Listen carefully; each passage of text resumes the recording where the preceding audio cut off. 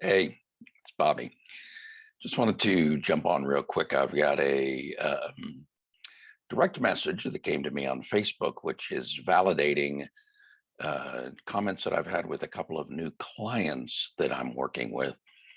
And that is they've been practicing the mindful techniques that we talk about here, and they are starting to experience some pain. In a couple of cases, it's been in the trapezius muscle. In other cases, it's been kind of back between the shoulder blades. And they're wondering if the mindfulness practice may, in some way, be causing them stress. And the answer to that is yes and no. This is a very common thing with people who are new to meditation or other mindfulness practice, but it's actually not causing the muscle pain, it's releasing it. But the challenge is their muscles have been so tight for so long that as they start to unwind, there's pain.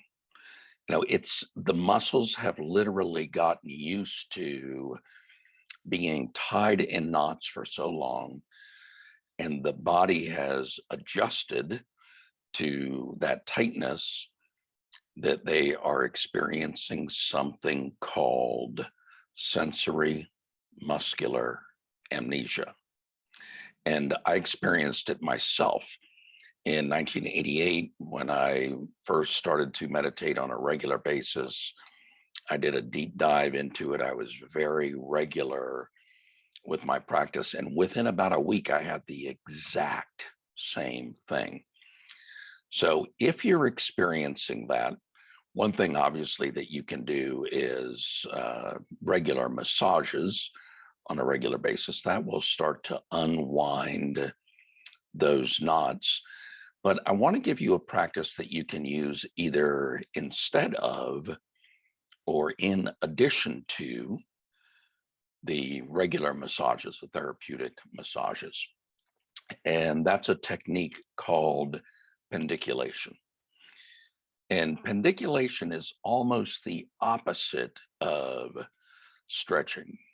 So if you go to YouTube and if you Google uh, yoga for neck pain, they're going to give you a certain amount of exercises. They may suggest that pull your head over like this, breathe through it and stretch, or if it's something with your back, they may give you one of these pretzel moves that will give you a nice release over time.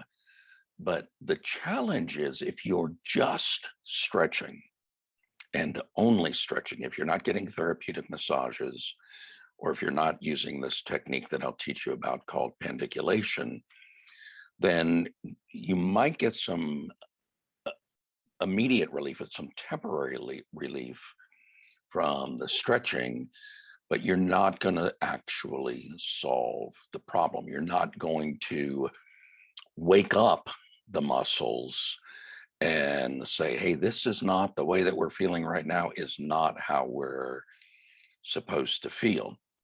So when you're doing the meditation or other mindful activities, breathing or whatever that you might be doing, as that release starts, it can be a little bit painful. So in the technique of pandiculation, it's almost the opposite of stretching. And I'll give you two techniques.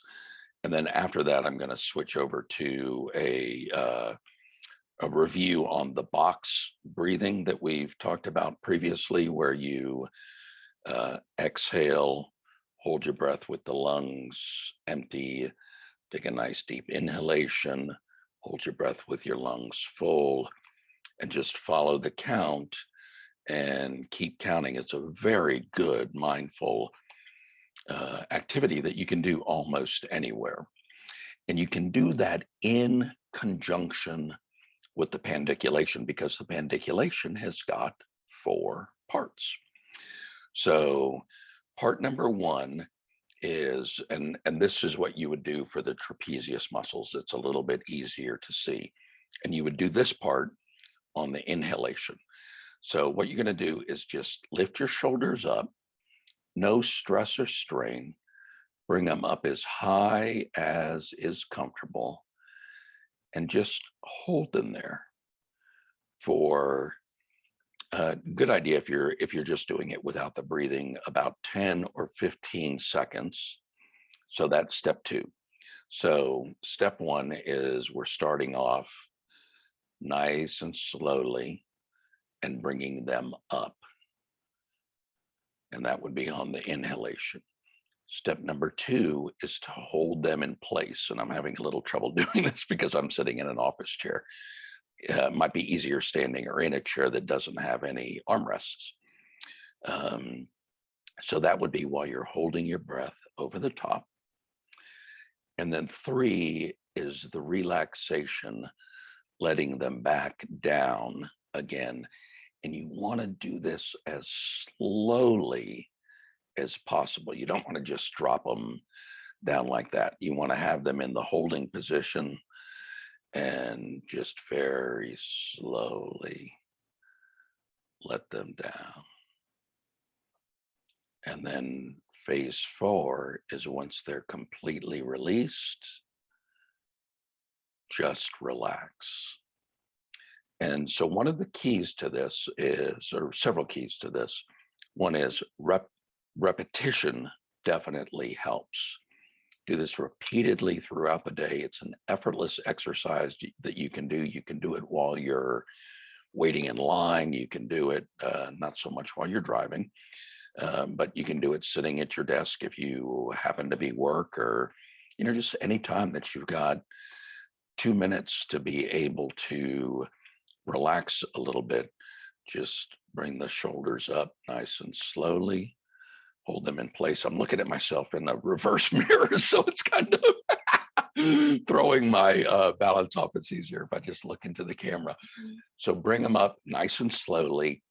Hold them here for a period of time, 10, 15 seconds, maybe doesn't necessarily need to be that long. If you're doing it in conjunction with your breath, do it as long as your breath is going in, as long as you're holding it, as long as it's going out, nice and slow, and then relax as long as you're holding it at the bottom.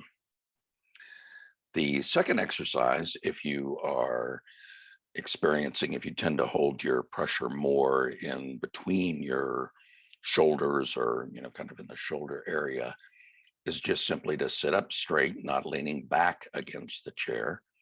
Sit up nice and straight and just work to pull your shoulder blades together in the theater of your imagination. Just see if you can get those shoulder blades to touch.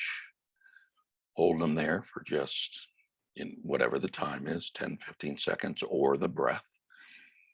And then slowly as you possibly can, let them back out again, and then relax. And kind of like on the shampoo bottle, we want to lather, rinse, repeat. And what's going to happen very quickly, it doesn't take long at all for this to take place.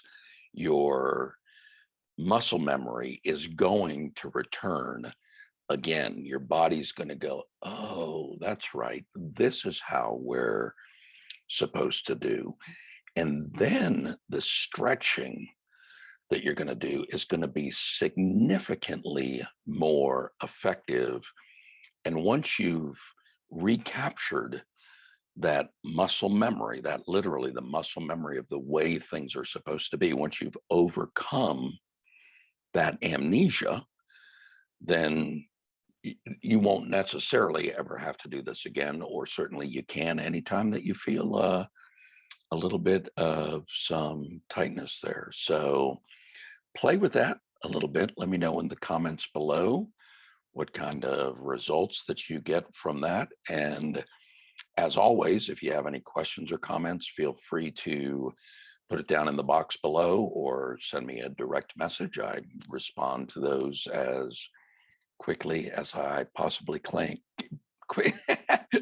As quickly as I possibly can. Easy for me to say. So hang on, and I'm going to give you a little primer of the box breathing that we've talked about earlier, but this is a cute little cartoon that kind of goes back into it in depth.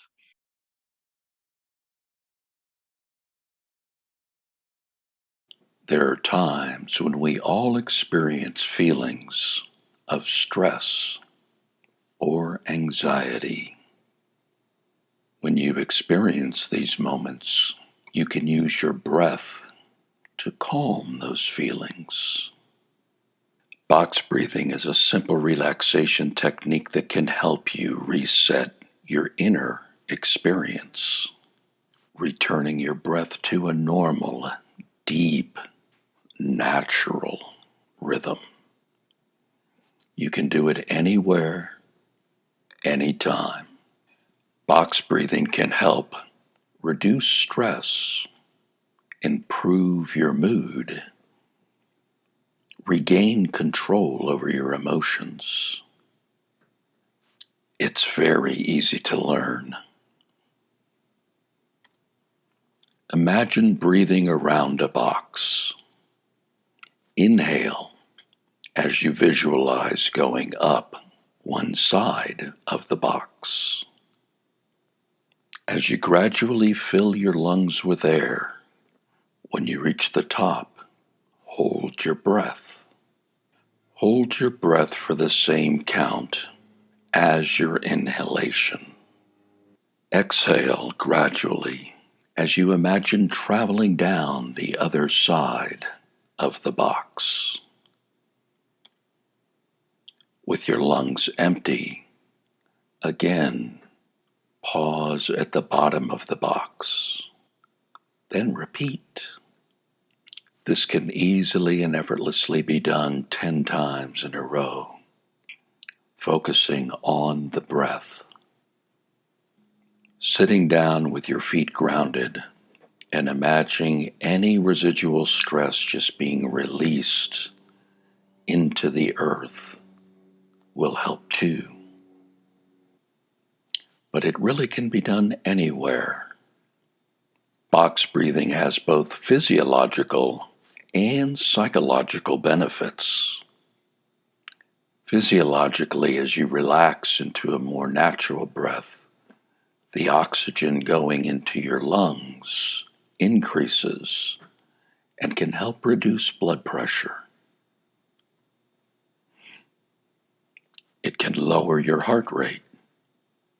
And by focusing on your breath, you naturally remove your attention from the things that may be causing feelings of stress. The repetition of box breathing throughout the day can also release stored stress in your nervous system, helping to keep you grounded, centered, and aligned. So as you check in with yourself to see how you're doing, if you don't like the result, if you're feeling stress or anxiety are beginning to become overwhelming, remember box breathing. And remember the power of your breath as a simple way to relax and breathe more easily. As you breathe in the next time, simply notice the count. 1, 2, 3, 4, 5. Hold your breath at the top for whatever that count was during your inhalation. Breathe out slowly over that 7 count and visualize releasing any stress or strain. And pause again at the bottom with lungs empty for a similar count.